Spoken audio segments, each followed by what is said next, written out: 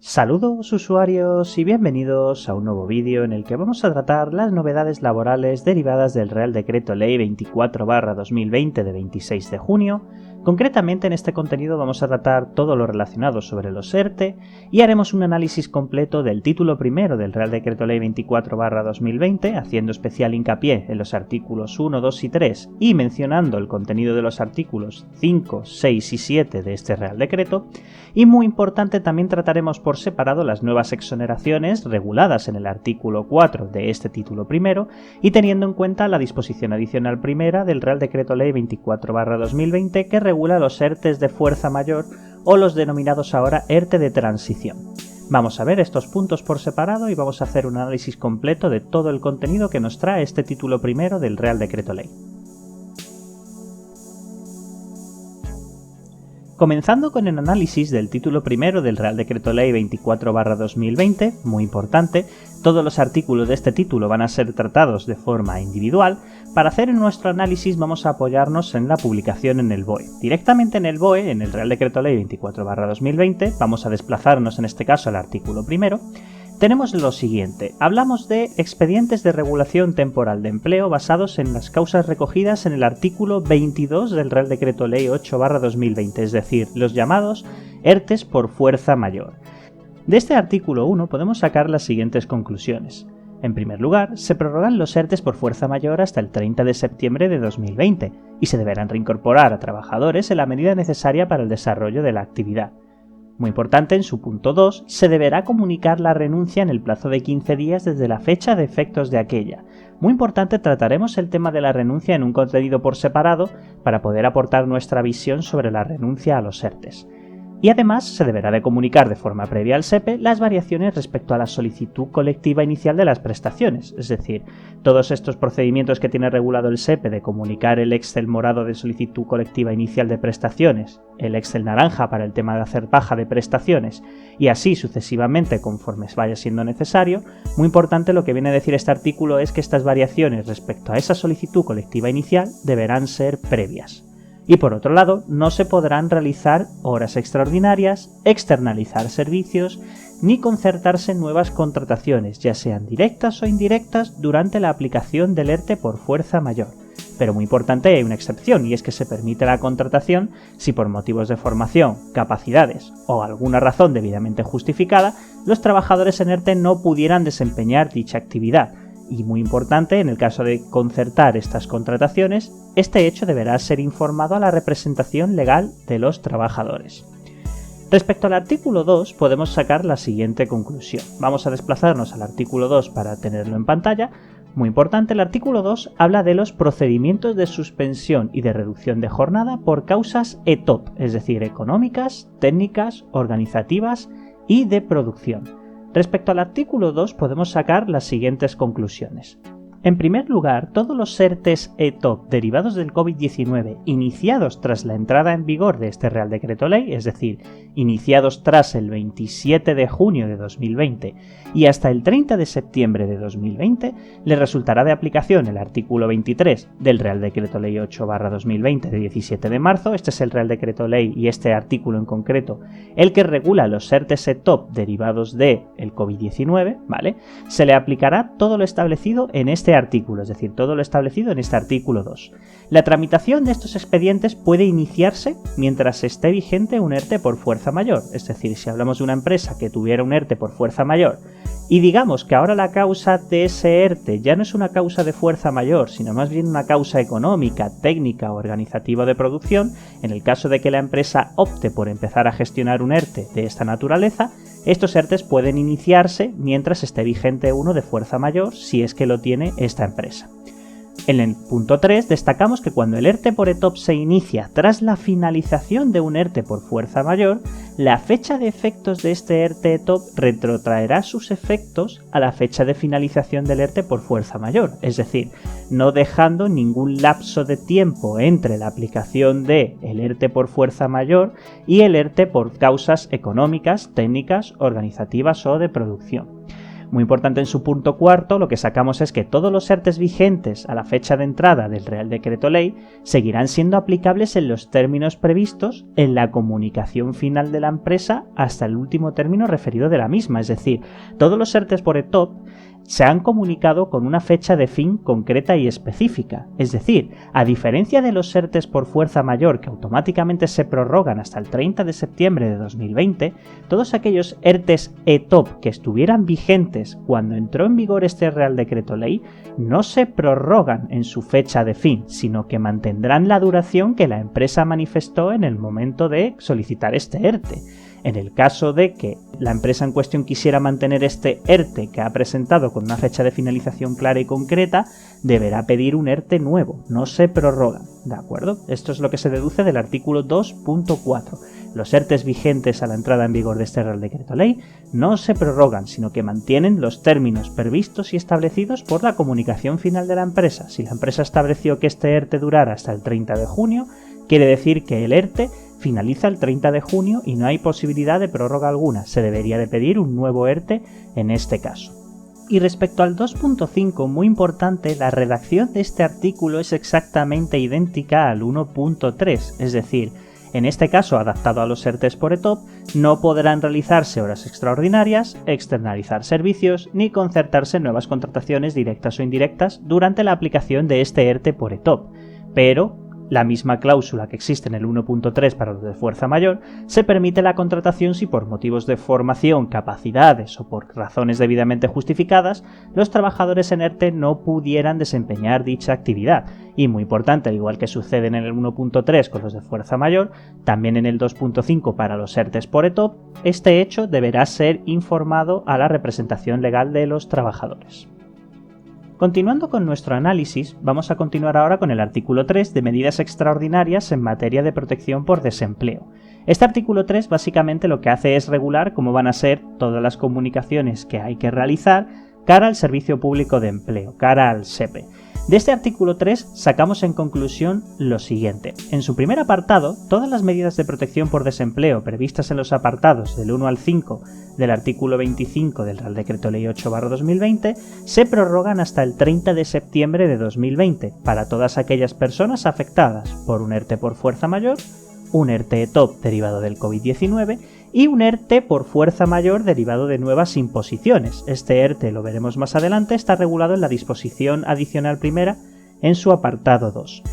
A modo de repaso del contenido de estos apartados, principalmente lo que se regula es el acceso a la prestación por desempleo de los trabajadores afectados por un ERTE, destacando principalmente que siguen sin computarse estos periodos para la prestación contributiva de desempleo y que sigue sin ser necesario un mínimo de cotización para poder acceder a esta prestación, entre otras peculiaridades interesantes, sobre todo para los trabajadores afectados por un ERTE, insisto, por fuerza mayor, un ERTE ETOP y un ERTE por fuerza mayor derivado de nuevas imposiciones.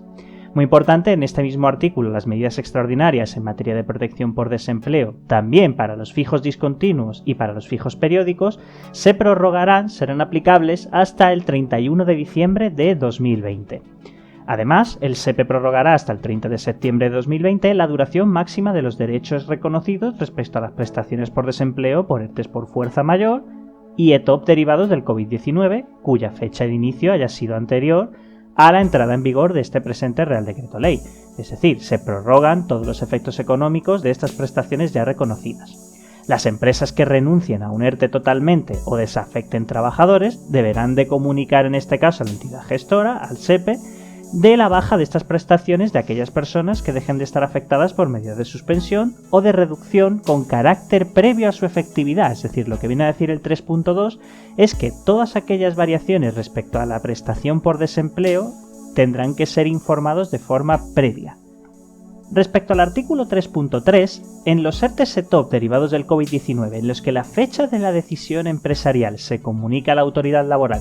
tras la entrada en vigor de este Real Decreto Ley, repetimos, este Real Decreto Ley entra en vigor el 27 de junio de 2020, la empresa deberá formular la solicitud colectiva de las prestaciones por desempleo de los trabajadores afectados en el modelo establecido por el SEPE, en este caso entendemos seguirá manteniéndose el Excel morado, pero habrá que estar pendiente, en el plazo de presentación de 15 días a contar desde la situación legal de desempleo. La causa y la fecha de efectos de la situación legal de desempleo deberá figurar en el certificado de empresa, que servirá a su vez como justificante de estar en esa situación legal de desempleo. Respecto al artículo 3.4, tiene una redacción bastante interesante, en lo que viene a decir que en los dos apartados anteriores, a efectos de regularizar la prestación por desempleo, cuando en un mes natural se alternan periodos de actividad, de inactividad, supuestos de reducción de jornada y casos en los que se combinen todas las situaciones anteriores, la empresa deberá de comunicar a mes vencido, a través de la aplicación certificados, la información sobre los días trabajados en el mes natural anterior. Y además viene a decir que en el caso de los días trabajados en reducción de jornada, las horas trabajadas se conviertan en días completos equivalentes de actividad, y que para ello se deberá dividir el número total de horas trabajadas en el mes entre el número de horas que constituyera la jornada habitual de esta persona, con carácter previo a la aplicación de la reducción de jornada. Es decir, ¿qué quiere decir esto? Lo que quiere decir es que si tenemos un trabajador cuya jornada normal sea jornada completa, 40 horas a la semana, y tiene una reducción de jornada en la cual tiene una jornada de, imaginemos, media jornada, 20 horas a la semana, si ha hecho 20 horas durante 10 días, que esas 20 horas durante 10 días las convirtamos en 40 horas en 5 días. Es decir, lo que pretenden es que se conviertan en días equivalentes de actividad. ¿Esto con qué fin es? Pues entendemos, deducimos en AprenderRed, que este artículo la finalidad que tiene es facilitar al SEPE qué días tiene que pagar prestación y qué días no tiene que hacerlo. Porque en el caso de encontrarse un trabajador que tiene días de actividad a su jornada habitual, días de inactividad total, es decir, que no trabaja nada que por lo tanto le correspondería prestación por parte del SEPE, y días en reducción de jornada en la cual hay una parte que sí que le corresponde al SEPE pagar y una parte que no por el hecho de estar en reducción de jornada, lo que pretende este artículo es que a la hora de comunicar esta información al SEPE, lo que se haga sea ajustar esas horas en reducción de jornada, separando qué días son de actividad completa y qué días no lo son, para que así, de forma sencilla, el SEPE diga ¿cuántos días de inactividad ha tenido este trabajador? X. Pues estos días son los que se le pagaría. Esto es lo que deducimos nosotros de este artículo que está redactado de esta manera. Por otro lado, en el punto 5 lo que hace es que la comunicación prevista en el apartado anterior se entiende sin perjuicio de la obligación que tiene la empresa de comunicar a la entidad gestora al SEPE con carácter previo a su efectividad las bajas y las variaciones en la medida de suspensión y reducción de jornada como se ha establecido anteriormente. Es decir, el artículo 5 lo que viene a decir es: esto no quita que previamente se deba de seguir informando el tema de las bajas y de las variaciones en cuanto a la prestación conforme van surgiendo de forma previa. Pero, por otro lado, lo que viene a decir es que a mes vencido, todas esas comunicaciones que se hayan hecho se regularicen a efectos de poder cobrar la prestación por desempleo. Es decir, en lugar de que el SEPE se encuentre 5 documentos, pues se encuentre uno solo a mes vencido que regularice todo lo anterior, como dice el 3.4. El 3.5 lo que viene a decir es que lo que establece el 3.4 no se utilice como excusa para no informar nada de forma previa, sino que, además de informarlo todo de forma previa, a mes vencido se regularicen esos periodos de actividad, inactividad y de reducción de jornada.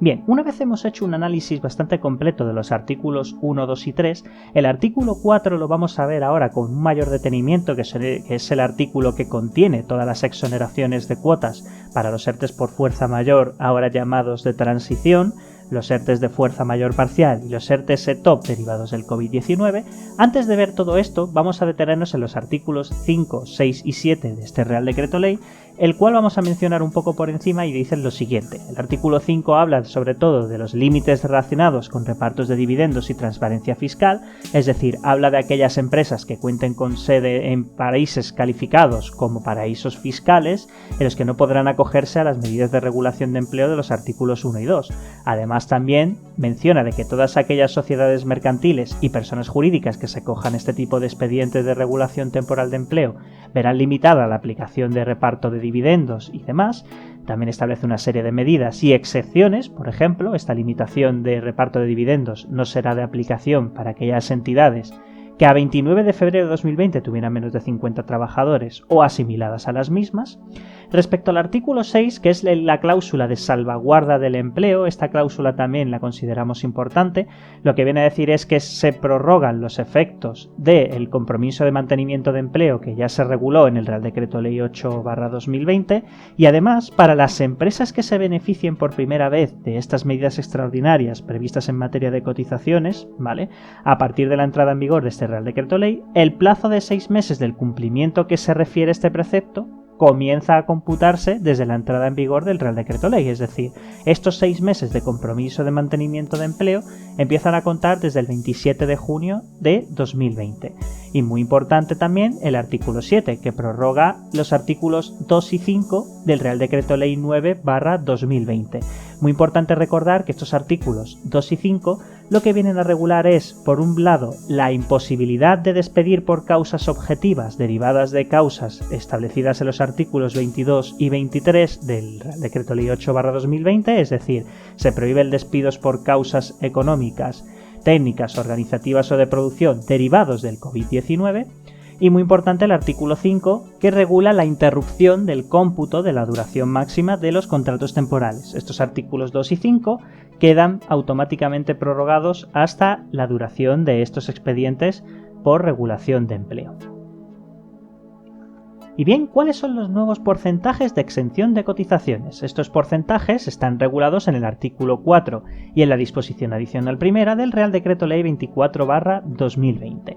En la tabla que estamos viendo en este momento tenemos a la izquierda los ERTEs por fuerza mayor total, ahora denominados ERTEs de transición, y a la derecha tenemos los ERTEs por fuerza mayor parcial y los ERTEs ETOP derivados de causas económicas del COVID-19. Muy importante, a la izquierda tenemos las exoneraciones que tendrían estos ERTEs de fuerza mayor total o ERTEs de transición, y a la derecha tenemos, separando entre las personas que han sido reincorporadas a su actividad con exoneraciones del 60 o del 40% en los meses de julio, agosto y septiembre en función del tamaño de la empresa, y a la derecha tenemos los que continúan en suspensión de actividad con ese 35% para empresas de menos de 50 trabajadores y las empresas de 50 o más trabajadores de un 25%. A la izquierda, los ERTEs por fuerza mayor total, que se denominan ahora ERTEs por transición, tienen este nombre por el hecho de que en el mes de septiembre las exoneraciones son exactamente iguales que los trabajadores que están suspendidos en los ERTEs por fuerza mayor total y por causas ETOP derivadas del COVID-19. Muy importante, además de estas exoneraciones que aparecen en la tabla, no tenemos que olvidar lo que regula la disposición adicional primera, que dice lo siguiente: dice que en el caso de fuerza mayor total derivada de nuevas medidas de restricción a partir del 1 de julio de 2020, se tendrá derecho, previa autorización de un ERTE, a una exoneración del 80 o 60% en la cuota empresarial a la Seguridad Social en función del tamaño de la empresa a 29 de febrero de 2020.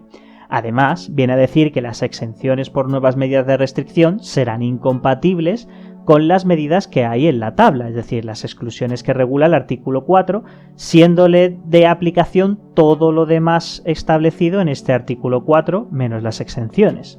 Además, una vez haya reincorporado a trabajadores de este nuevo ERTE por nuevas medidas impositivas, se les será de aplicación de nuevo el artículo 4.1 a efectos de exoneraciones, es decir, se le volverían a aplicar las exoneraciones como si fueran trabajadores reincorporados, aplicándole ese 60% o 40% de exoneración en la cuota empresarial a la Seguridad Social en función del tamaño de la empresa.